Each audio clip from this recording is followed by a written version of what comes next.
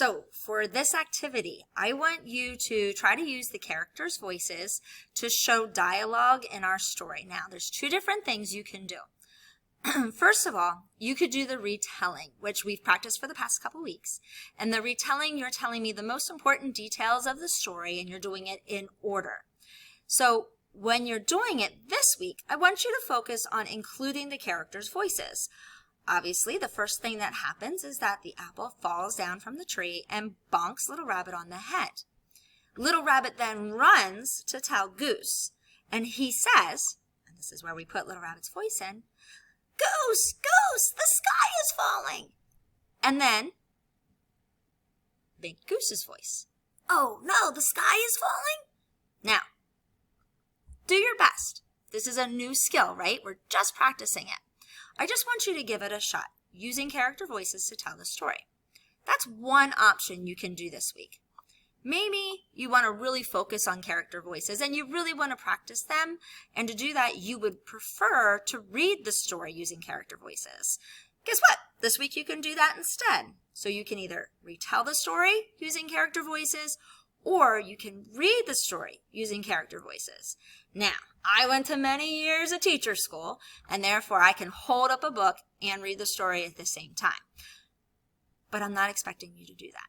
So if you want to read the story, you don't have to worry about holding the book up. You can read it straight from the book.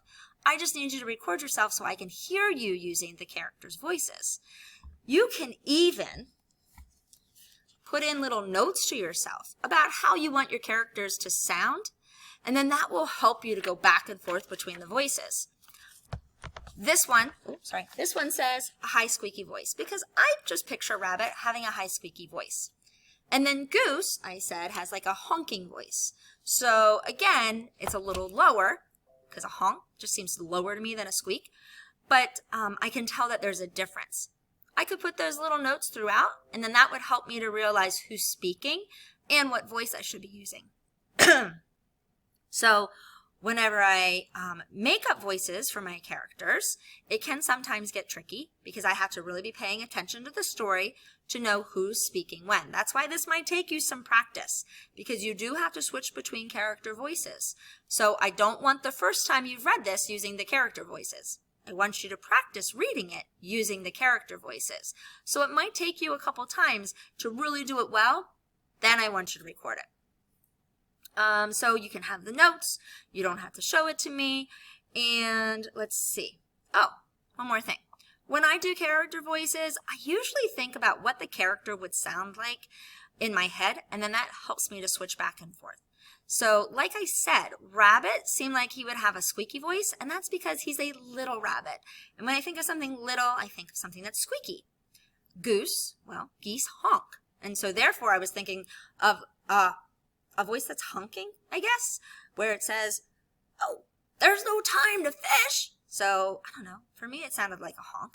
When I got to Turtle, though, I always think of turtles as being slow, and so I purposely slowed down Turtle's voice. I also wanted you to know that it was a different voice than Rabbit and Goose, which makes it challenging because Rabbit was higher. "Oh, the sky is falling." Goose was lower. "Oh no, there's no time to fish." And then I need to get to Turtle and give him a different voice. By slowing it down and making it a little lower, I'm able to give Turtle a lower voice. And he says, "Oh no, what can we do?" Again, you're able to tell the differences between the voices because I've made them different throughout. Think about what you think the characters would sound like, and then give them those voices. There is no right or wrong when it comes to character voices. Most importantly, have some fun with this activity.